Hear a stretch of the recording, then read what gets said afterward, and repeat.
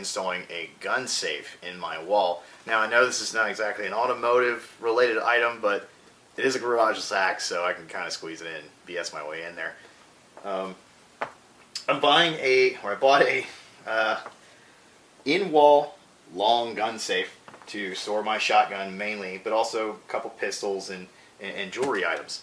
And the purpose of that is I have small children. You want to keep children away from weapons. Yes, you can teach them, and I do that. And when they get older, I will instill in them on how important guns are and the way they are into integral life. But the sad fact of the matter is, children get really curious, and they will want to go see this stuff when you're not around. Now, you may teach your kids very well, and they won't touch them, and they're scared of them, and that's fine. I grew up in a household where you touch dad's guns, your fingers are going to come off. But the sad fact is that most gun accidents that are involved in domestic issues with children is kids showing their friends the gun and their friends shooting their kids.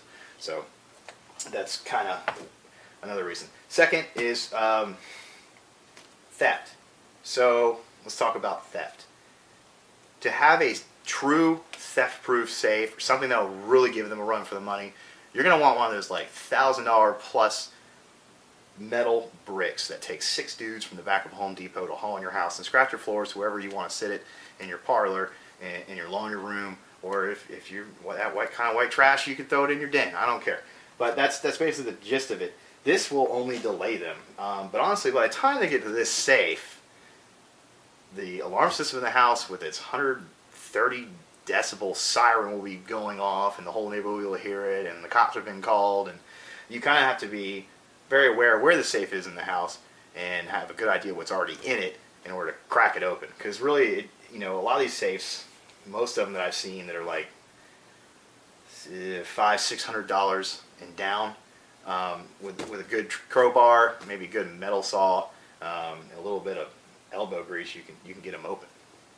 So this is not so much going to be an unboxing, but also an installation, and just want to see what's inside of it. I haven't opened it yet. On Amazon, where I got this from, it was about $350 at the time I bought it, and I think it's the same now. It had pretty good reviews. It's got digital keypad, it's got a handle, like a little turn handle. You put your 3 fingers in and do that. Also has a key override, battery warning, which I've noticed a lot of safes in this price range, in-wall and outside the wall or external, they don't have battery warning. So people, when they go to get their gun or they need their gun, they come to a safe with a dead battery, or they lost a key and it doesn't help them out. So without further ado, I think we will get into it. Alright, let's see here. This up. Now, I can't remember if I mentioned a second ago, my head's a little scrambled, it's been a long day at work. The reviews are pretty good on this safe here. Now, some of the bad reviews I saw, which are pretty much the only bad reviews, if you want to call them that, is the fact that these things show up frequently with a dented door. You can kind of see the box is not in pretty shape. It's 60 pounds, and this is kind of awkward, so I can see how Mr. FedEx or UPS man really doesn't appreciate carrying this while it's around. But we will see if my door's messed up.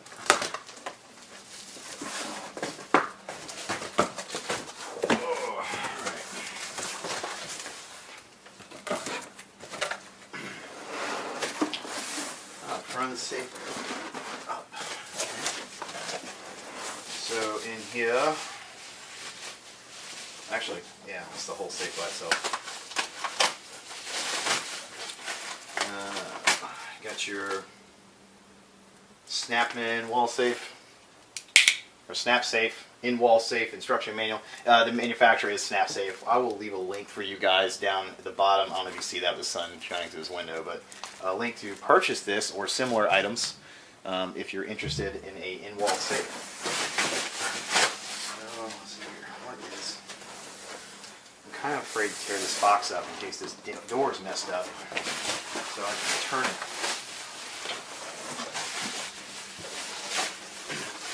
Boy, look at that keypad. Hello, 1980s. I miss you. It's like something out of a Motel 6.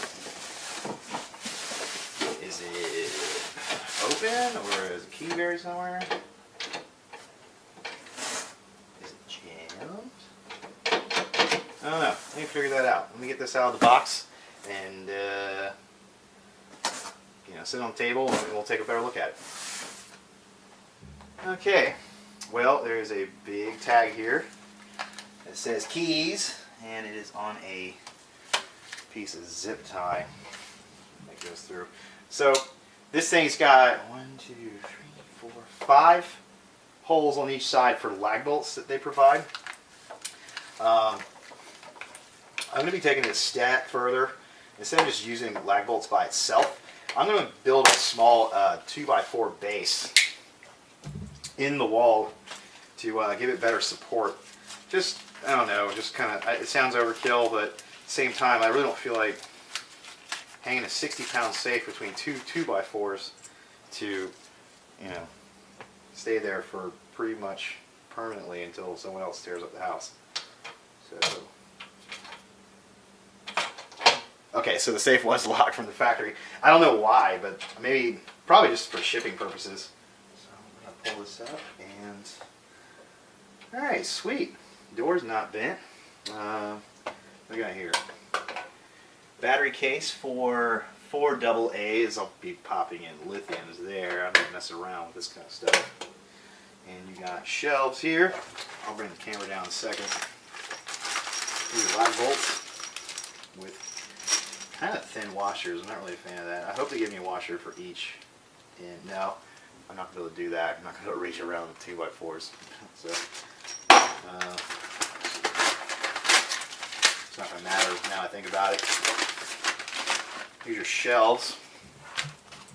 And one question I had, I never really asked it. I probably should have, but I don't know, I was really excited to order it and get it here. But I wanted to know if they were metal. The pictures kind of show they're like wrapped in carpet, but here they are. They are in fact metal, and because of that, I'm going to show you guys something kind of nifty that I also got with this purchase to go with it in order to get my pistols in here. Because, I mean, yeah, you could sit them upside down, but I've got another solution. Looks like they are Hermie mount, so I thought it was going to be kind of like a kitchen cabinet where you got little nubs you can stick in and adjust them, but it appears to be they have metal slots going down. There's 1, 2, 3 with 3 shelves, and it looks like that's a nice feature. That's one thing I was worried about. It looks like they cut a hole in each shelf to stick your long gun in. So if you got a rifle of some sort, whether it's a tactical or it's your grandfather's deer rifle or your shotgun, you can fit it in here.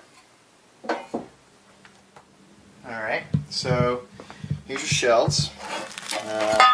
I'd say they are 3 by 15. I mean, I can give you the exact measurements later if you want them, but honestly, it doesn't matter. They're made for this thing.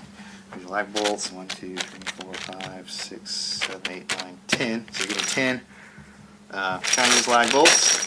If these things break off while I'm installing them, I will definitely go to Ace and get some really nice lag bolts, because I'm all about doing it right the first time.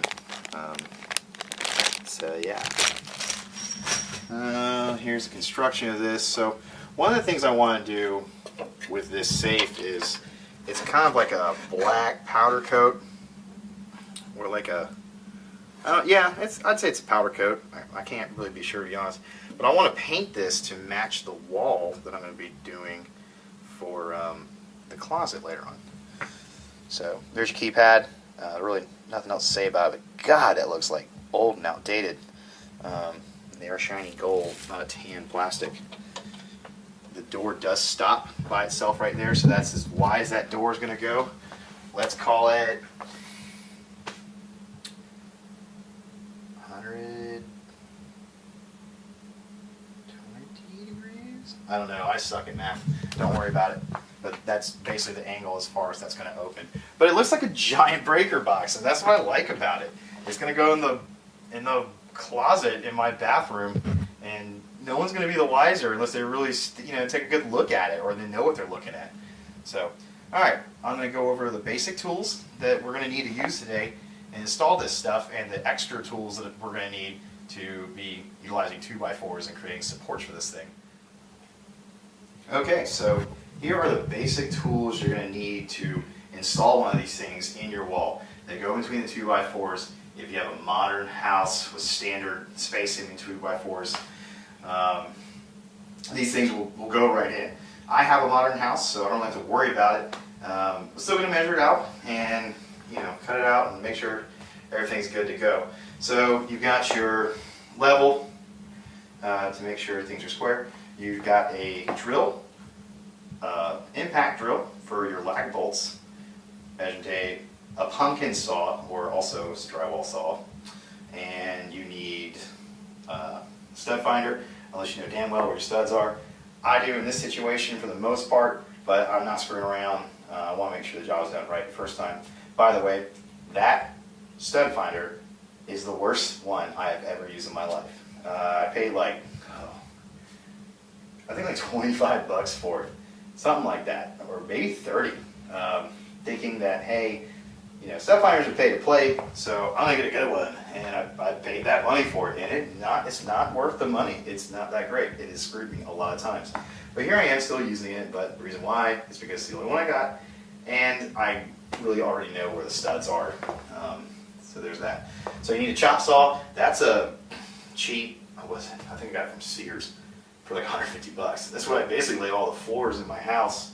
And it's got a really super duper expensive laminate blade on it right now, but it'll chop through 2x4 just fine. I do have this factory blade that came on it. That's really more designed for that, but I really don't feel like taking that blade off and undoing that. So you will also need your standard bit set with your wood tools right there, and you got some wood drill bits. You can use the metal bits if you need to. They're kind of universal for this cause anyway. And then you got your your standard socket set. You don't need a 190 piece set like I got, and that's about it. So let's get to the closet and start working on this. Okay, so here is what we're going to be working with. It's going near the door. So like I was saying, I already know where the 2x4s are. You can kind of knock on the wall and hear that as it goes deeper like that.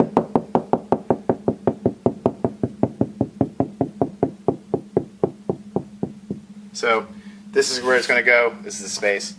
It's kind of the only space in my closet because the whole closet's surrounded with these shelves up and down and all around. And I don't know, it looked good there, personally. I think it'd be fine. Okay, slight problem. I have calculated, or not calculated, but I figured out where the studs are. So we got one right here, which interferes with that shelf, and it goes to right here. I'm about to measure and double check the width to make sure the safe will actually fit in there, and then I will renege this shelf here and figure out what I'm going to do with it. We don't really store anything heavy on it. It goes back to the wall there. Probably going to, I don't know, put some good wall anchors in and pop it in down here and see what we can do there, and just lop this off so it'll fit the safe in here. The lid comes out probably about that far, so really I really don't have to do too much. I might be able to figure something out here. Anyway, I'm going to come back to it. It's getting later in the evening, and I'm about to lose the sun and all that stuff, and I got stuff to do around the house, so I will tackle this tomorrow or the day after, but to you guys it's going to be like instantly. Okay, boys and girls, this got interesting real quick. So I decided to make an executive decision and just dial the 800 contractor number, aka my father-in-law, and he said, put the safe where you want it, since you discovered that there is a 2x4 going up the middle there. And I agreed. Instead of cutting up that shelf a little bit, that makes sense. Well, looks like I'm in for a little more than I asked for. So as you can see, at the bottom part is where the stairs are that go downstairs on the other side. And then up here, you see a void, right? It looks like, yeah, it's in my attic. It's a void. And then here is just this weird, like, half closet in the bathroom.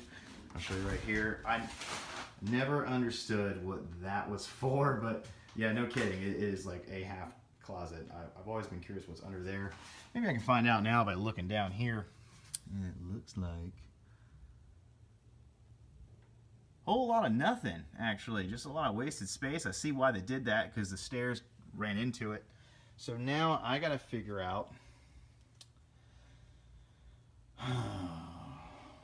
what we can do about this. I don't know how integral that is to supporting the house, so I'm not going to touch it because I know better not to touch stuff like this that I don't know about. Same thing right here. It could be just extra framing. This, my father-in-law said, even if this is structural, you know, you could take your zip tool or fine tool and lop that off down to here, and you can, you know, basically build a box around it and then put it back in. He said one stud is not going to be that bad.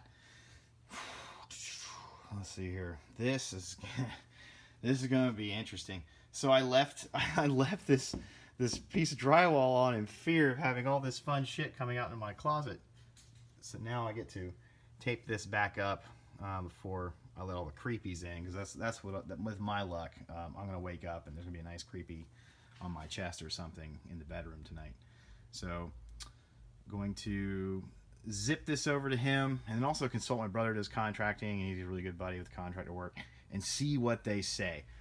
There's a lot going on with this one stud. As you can see, this is coming down and attaching to this, and let's see here, it's nailed to part of the ceiling of the stairs. We got this going on. This is also nailed to this 2x4 in here, and so is this. So gosh, I would have to cut all this stuff out to put this safe in, and that's what I'm gonna have to do anyway. But I mean, I'm definitely at the point of no return. I mean, I could call it quits and patch it up and tape it and whatnot, but that is just like the best place to put a safe. And once that safe is in, when a proper box is built around it and put back in,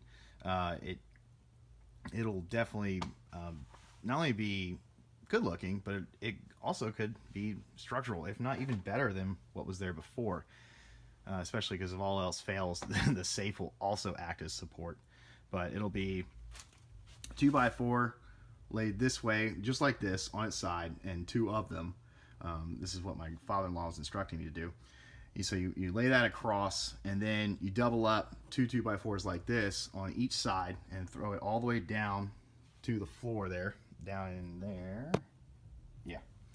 And you do the same thing on the bottom here on its side. So basically I'll be cutting deeper to get down in there, and deeper up here to get up there in order to do that. So this is definitely going to be a two-part video. F my life. Okay, she's all taped up. Like I said, I'm consult my father-in-law and brother and his buddy, and we'll see what we can do, because at this point I'm definitely gonna need some adult supervision. This is you know, I figured it was something that, yeah, I might run into something that might be a little more than I can chew, but this became I really bit off something more than I can chew. But there's definitely going to be a part 2 to this until I figure something out. But this is my temporary fix. And, you know, that's just what it's all about, doing the DIY stuff and, you know, doing things on your own and not just immediately paying somebody to come in here and do all this stuff for you and run up your, you know, run through your checking account. So that's just part of the way it goes. Anyway, I'll see you guys later.